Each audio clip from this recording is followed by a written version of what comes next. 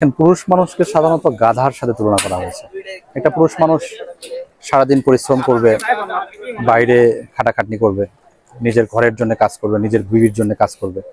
একটা পুরুষ মানুষ যদি দায়িত্বে থাকে, তার দায়িত্বে হয়তো দেখা যাচ্ছে তার ফ্যামিলিতে তার বোন থাকতে পারে, তার ছোট ভাই থাকতে পারে, তার মা থাকতে পারে, পিতামাতার অবার্ত মনে হয়তো বা সে সংসারের দায়িত্ব বা বোঝা কাঁধে নিতে পারে। সেক্ষেত্রে সংগ্রাম করে পরিশ্রম করে সে তার সংসারটাকে এগিয়ে নিতে পারে। একটা পুরুষ মানুষ হওয়া আসলে এটা অনেক বড় দায়িত্বের একটা ব্যাপার। আপনি যদি দেখেন, আমরা হয়তো মনে করি যে পুরুষ মানুষ মানে এটা হচ্ছে যে ভেরি রিল্যাক্স কমফোর্ট একটা জোন, বিষয়টা কিন্তু এরকম না। আমি যখন আমার সংসারে আছি তখন আমার সংসারের পুরো দায়িত্বটা কিন্তু আমার উপর। সেটা আমার ফ্যামিলি থাকতে পারে, মা বাবা থাকতে পারে, বা ভাই বোন থাকতে পারে, আত্মীয় স্বজনেরও একটা হক থাকে। সেদিক থেকে আমি মনে করি যে পুরুষ মানুষের লাইফ হচ্ছে সংগ্রামী একটা লাইফ। পুরুষ মানুষের লাইফ হচ্ছে সংগ্রামী একটা জীবন। একটা মেয়ে মানুষের পক্ষে যদি আমি দেখি, তাদের তো জার্নিটা কম, তাদের সংগ্রামটা কম। তারা সাধারণত একটা দায়িত্বের মধ্যে বড় হয়। একটা পরিবারে বা একটা ফ্যামিলিতে অভিভাবক যদি থাকে, সেক্ষেত্রে সে তার পিতার দায়িত্বে বা পিতার তত্ত্বাবধানে বড় হয়, অথবা যদি বড় ভাই থাকে তার তত্ত্বাবধানে বড় হয়, অথবা যদি স্বামী সংসার থাকে তার তত্ত্বাবধানে বড় হয়।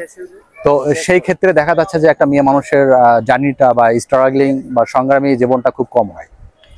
তো নির্দিষ্ট কিছু গণ্ডি বা নির্দিষ্ট কিছু ফর্মুলা মেনে সে ঘরে থেকেই হয়তো দেখা যাচ্ছে যে সে তার দিন বা জীবনযাপন সুন্দর করতে পারে। আসলে একটা জিনিস কি দেখেন, আল্লাহ পাক যখন পৃথিবীতে মানুষ সৃষ্টি করেছেন, তখন কিন্তু আপনার হযরত আদম আলাইহিস সালামকে সৃষ্টি করেছেন। তারপরে যখন দেখলো যে তার একাকিত্ব বা একা ভালো লাগছে না, একা জীবনটা আসলে খুব কষ্টের জীবন, তারপরে থেকেই তার উপর ভিত্তি করেই তাকে সন্তুষ্ট করার জন্য, হ্যাপি করার জন্য সেখান থেকেই হযরত হাওয়া আলাইহিস সালামকে তৈরি করা হলো।